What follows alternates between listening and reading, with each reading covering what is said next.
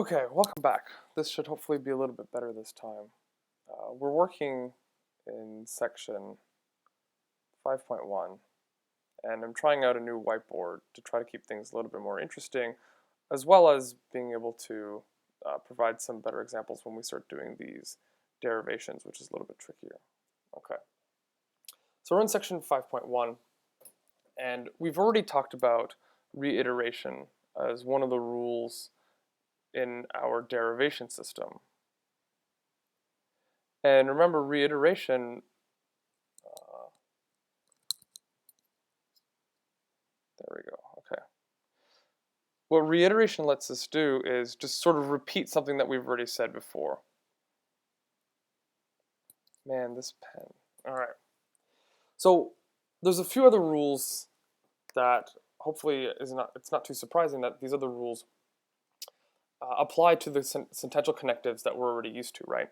So we have our truth functional connectives, and we also have or, and we also have the biconditional, we have the material conditional, and we have negation. So we're going to have all those different sorts of rules on how we can use these to do derivations, right? So if we have a bunch of starting assumptions, how we can derive a particular conclusion. And so the two different kinds of rules we're going to be talking about, there are the introduction rules. Oh, that's bad. I can't even spell. Oh, there we go. So we have the introduction rules, and then we're also going to have the elimination rules, which we just write as elim for short. So these are the two kinds of rules that we're going to be having, and we're going to introduce them for each of these connectives. So let's start with an easy case here. And we're going to start with conjunction. So let me just erase this, make a little bit more space. All right. So we're going to talk about, first we'll do conjunction elimination.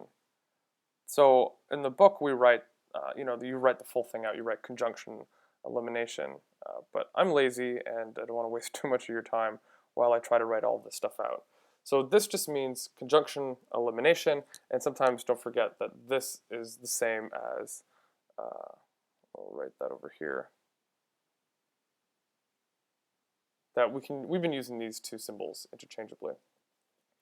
Okay, so what conjunction elimination tells you, or the book actually writes this as, the book writes it like this. It writes the ampersand E. So maybe actually I'll try to remember to stick to that.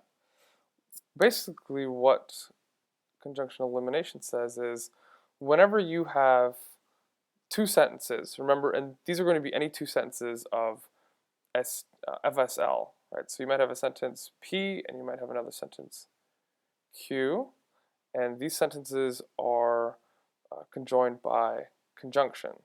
So we just have and in between them. And remember, the reason why I'm using red here is because these are meta variables. This is any sentence of SL. Okay, conjunction elimination says that you can eliminate one of the conjuncts. In other words, you can go from P and Q, you can go to P. Or we could have also just as well gone to Q. So actually let me do that over here.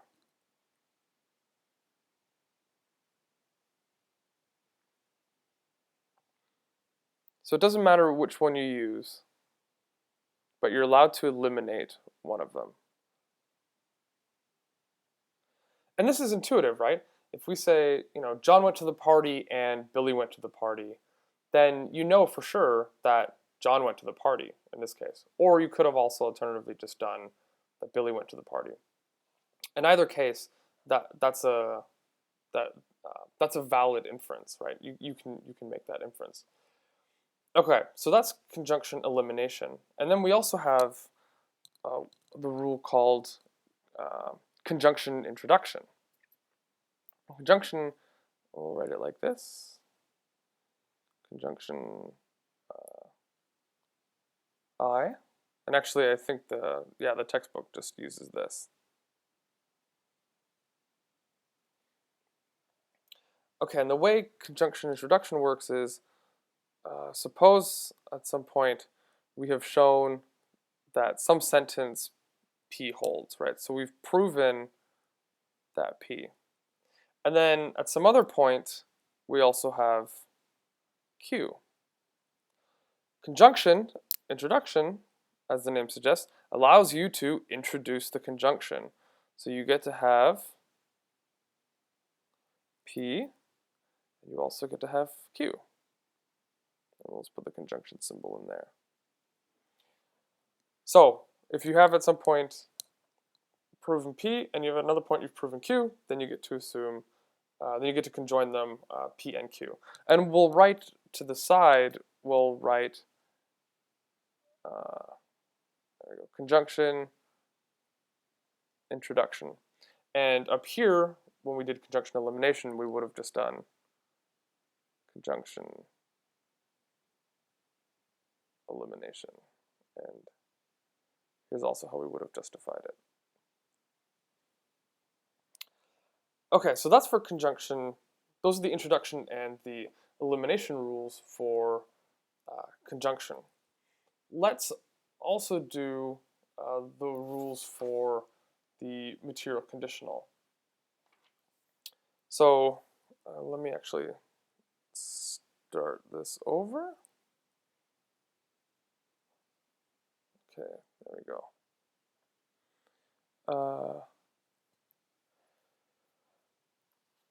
Okay, so we're also going to introduce another rule for conjunction the rule for conditional elimination. So this is our material conditional, and we're going to eliminate the conditional. So here's how the rule of conditional elimination goes.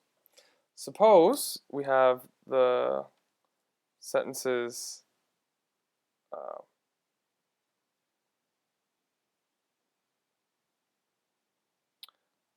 we have if P, then Q, right?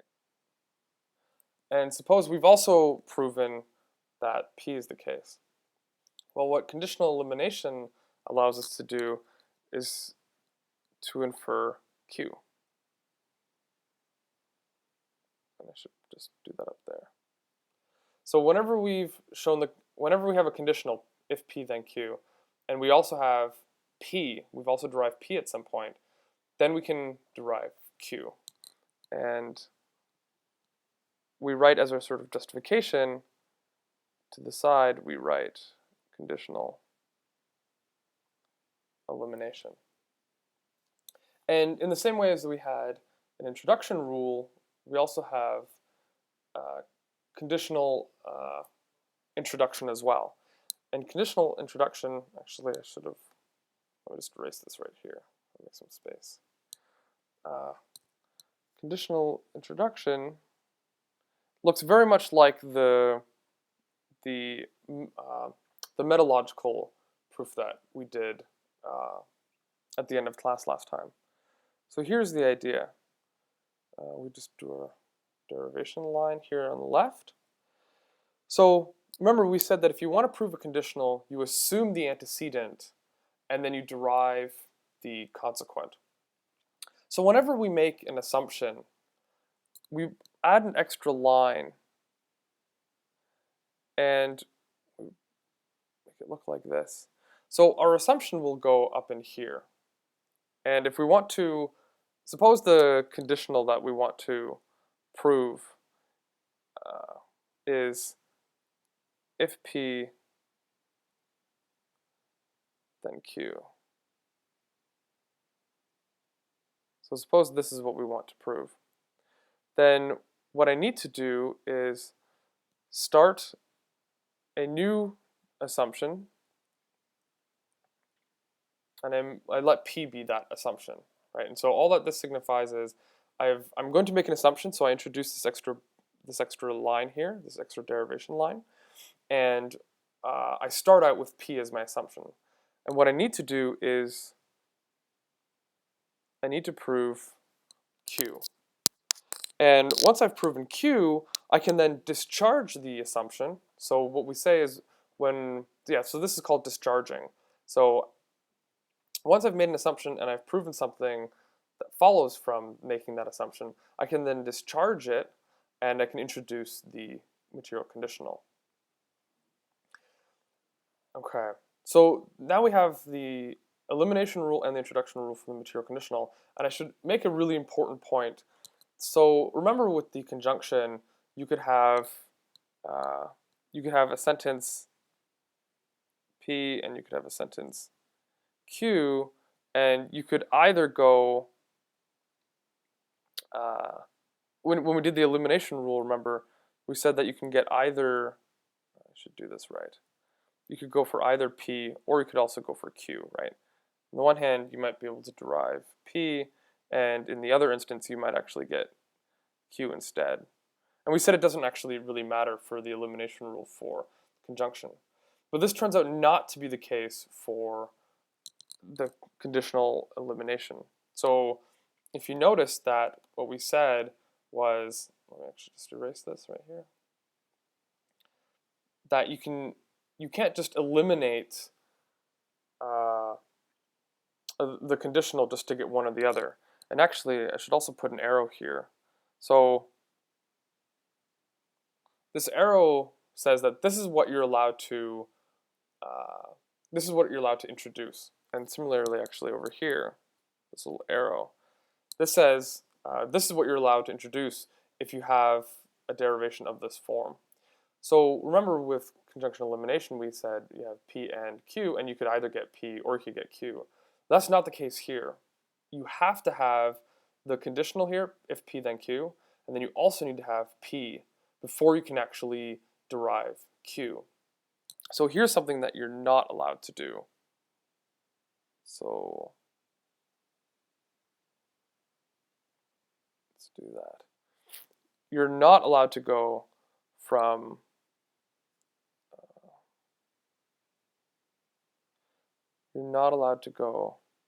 a sentence from the conditional if P then Q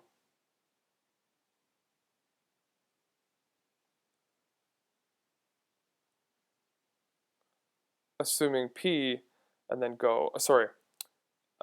getting Q and then going to P. This is bad.